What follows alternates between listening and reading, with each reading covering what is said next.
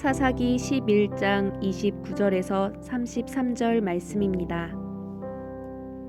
이에 야훼의 영이 입다에게 임하시니 입다가 길르앗과 므낫세를 지나서 길르앗의 미스베에 이르고 길르앗의 미스베에서부터 암몬 자손에게로 나아갈 때에 그가 야훼께 서원하여 이르되 주께서 과연 암몬 자손을 내 손에 넘겨주시면 내가 암몬 자손에게서 평안히 돌아올 때에 누구든지 내 집 문에서 나와서 나를 영접하는 그는 야훼께 돌릴 것이니 내가 그를 번제물로 드리겠나이다 하니라. 이에 입다가 암몬 자손에게 이르러 그들과 싸우더니 야훼께서 그들을 그의 손에 넘겨주심에 아루엘에서부터 민닛에 이르기까지 20성읍을 치고 또 아벨 그라민까지 매우 크게 무찌르니 이에 암몬 자손이 이스라엘 자손 앞에 항복하였더라. 아멘.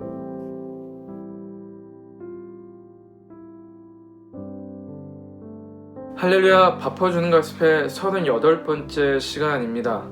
19세기 독일의 정치가인 비스마르크가 정치가가 되고자 하는 학생들이 꼭 읽어보라고 권유한 책이 있습니다. 바로 로마의 아버지라고 추앙받는 마르쿠스 키케로가 쓴 의무론이라는 책입니다. 세 권으로 구성된 이 책에서 키케로는 어떤 행동을 결정할 때 고려해야 할 사항을 세 가지로 나누어 설명을 했습니다.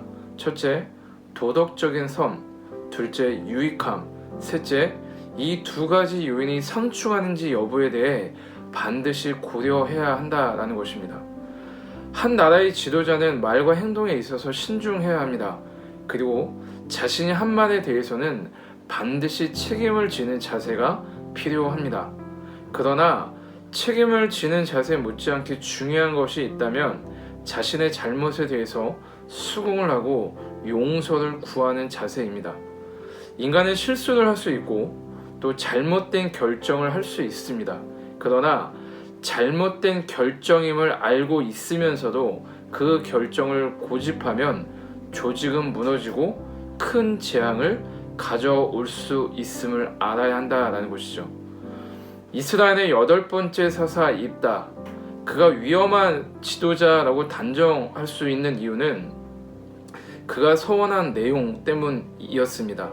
30절과 31절에 보면 그가 야훼께 서원하여 이르되 주께서 과연 암몬 자손을 내 손에 넘겨주시면 내가 암몬 자손에게서 평안히 돌아올 때에 누구든지 내 집 문에서 나와 나를 영접하는 그는 야훼께 돌릴 것이니 내가 그를 번제물로 드리겠나이다.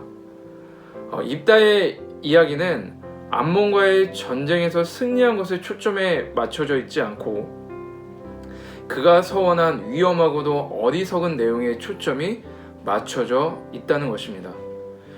31절, 누구든지 나와서 라고 번역된 히브리어 표현은 동물에 국한되지 않고 사람에게도 해당하는 표현이라고 할 수 있습니다.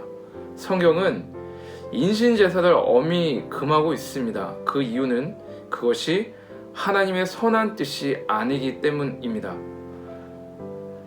자녀를 불 가운데로 지나가게 한다는 말은 자식을 불에 태워 죽이는 것을 말하는 것인데 성경은 가나안 족속을 쫓아내라고 하신 이유가 인신제사와 같이 타락한 문화 때문이었음을 말씀하고 있습니다. 인간은 하나님의 형상으로 지음받은 존귀한 존재이기에 인간의 생명에 대한 권한 역시 하나님께만 있음을 알아야 합니다. 지도자라고 해서 또 내가 부모라고 해서 자녀나 공동체에 속한 사람의 생명을 함부로 할 수도 없고 또 주인 노릇을 할 수도 없다는 것입니다. 입다의 실수는 그가 스스로 타인의 생명권을 가지고 주인 노릇하며 서원한 것에 있습니다. 위험한 지도자는 공동체를 위험과 어려움에 빠뜨리게 합니다. 입다는 어떠한 관점으로 보느냐에 따라 정반대의 평가가 나오는 매우 조심스러운 인물입니다.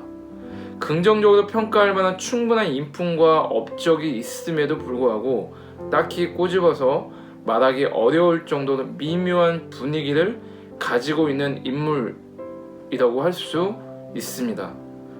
본문에서 입다는 자신의 딸을 번제로 드립니다. 이 부분을 어떤 학자들은 인신제사가 아니라 나시린으로 드렸다라고 주장을 합니다. 그러나 이 본문을 그렇게 해석할 근거는 성경의 문맥상 전혀 맞지 않다라는 것을 기억할 필요가 있습니다.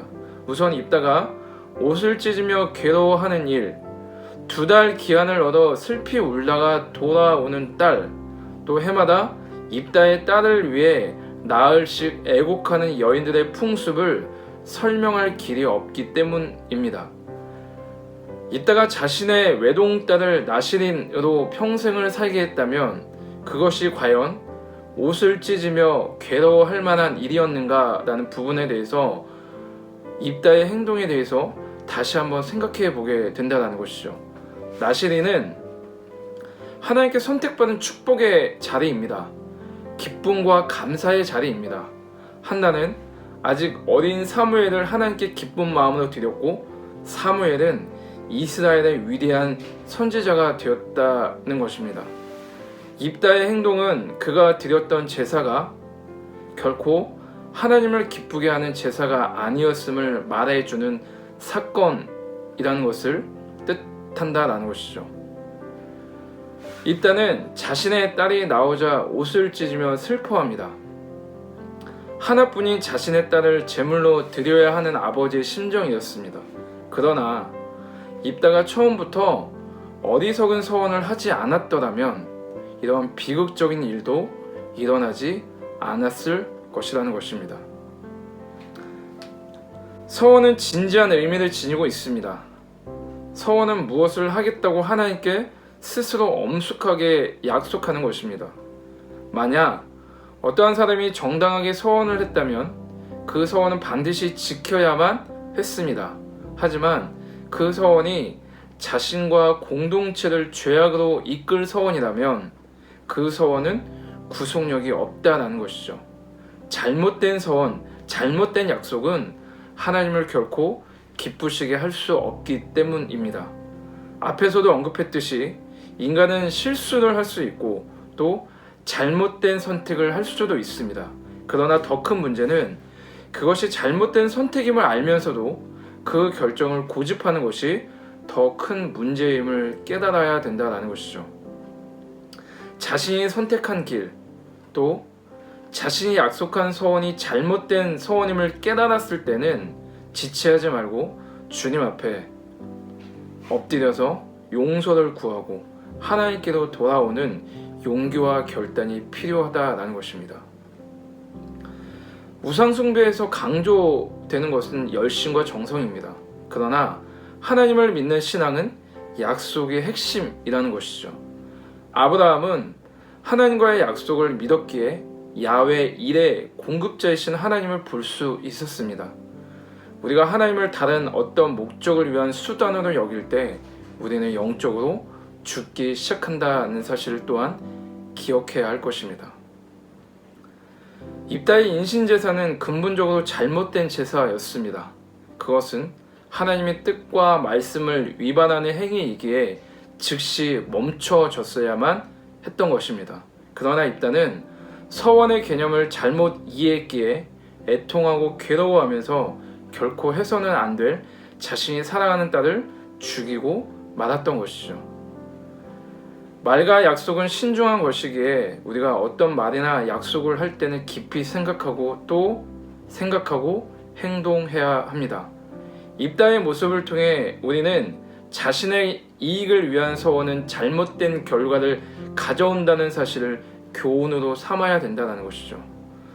2021년을 시작하는 하나님의 사람들은 지켜야 하는 약속과 지켜서는 안 될 약속을 지혜롭게 분별하고 구별하며 나아가야 됩니다. 인간적인 욕심과 욕망에 사로잡힌 약속은 결코 하나님이 기뻐하지 않는 것임을 깨닫고 주님의 지혜와 뜻을 구하는 선한 약속을 실천하기를 주님의 이름으로 축원드립니다.